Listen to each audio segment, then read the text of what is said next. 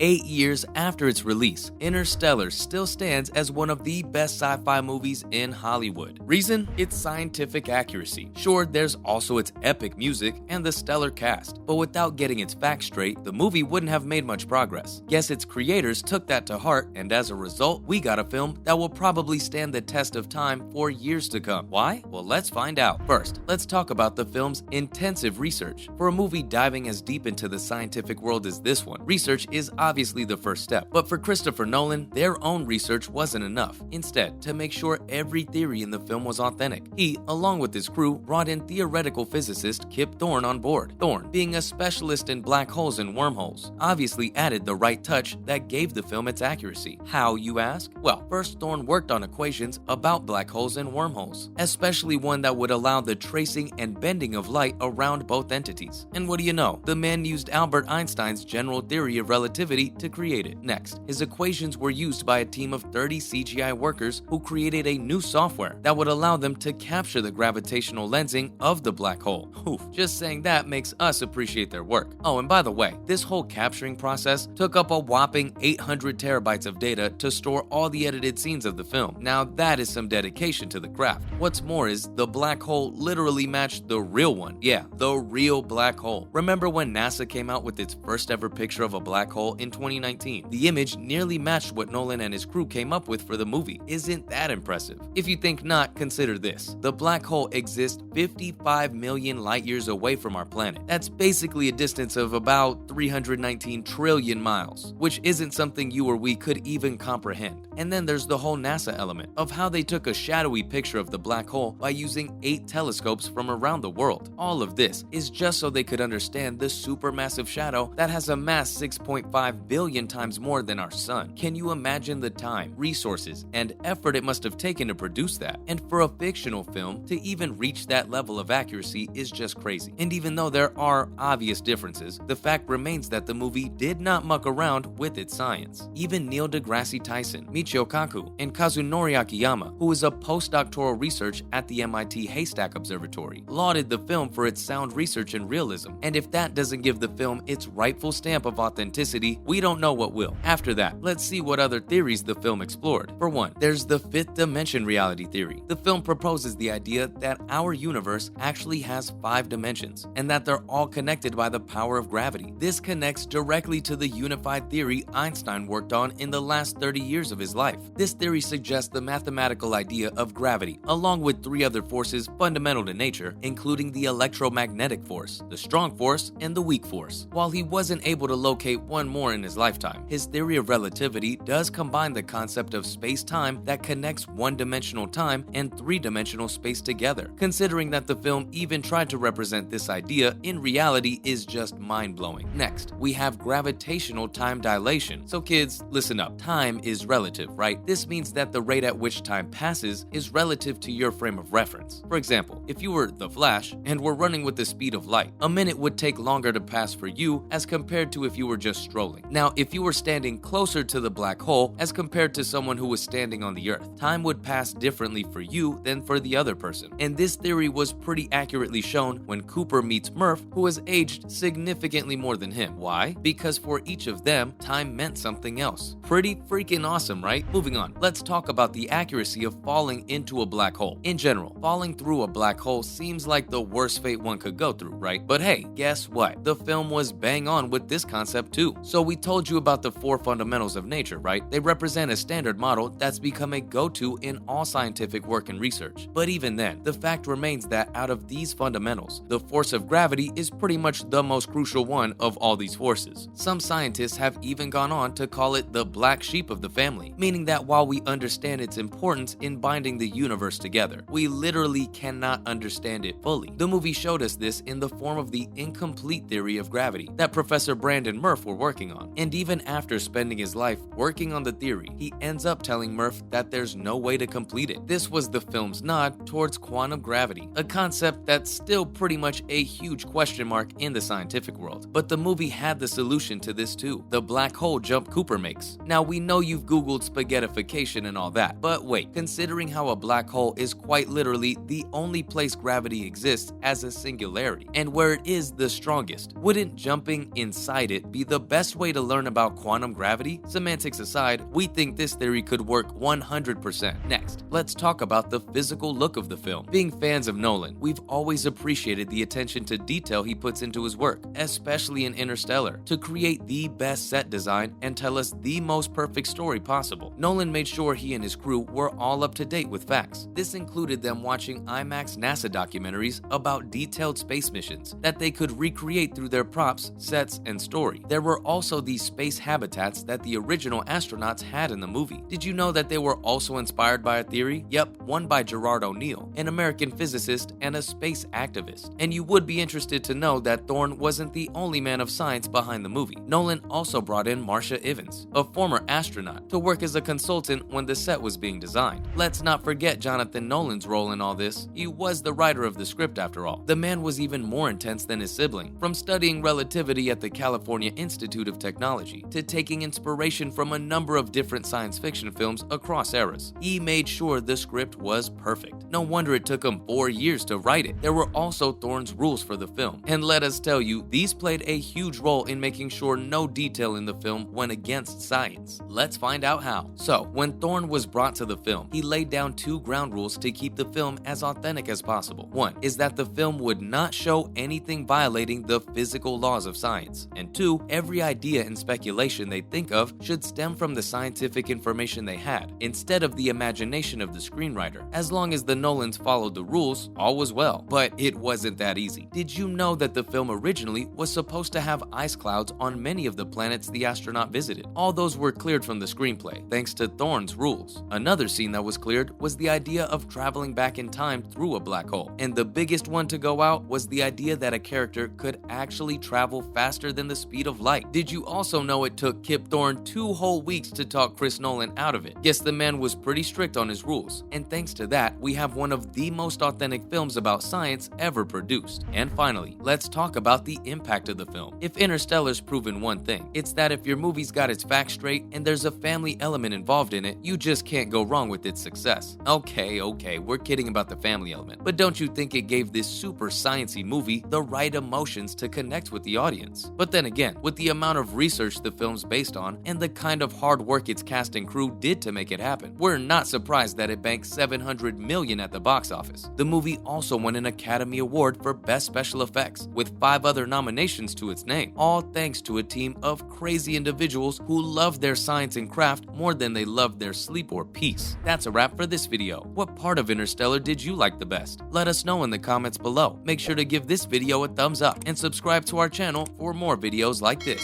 See you in the next one.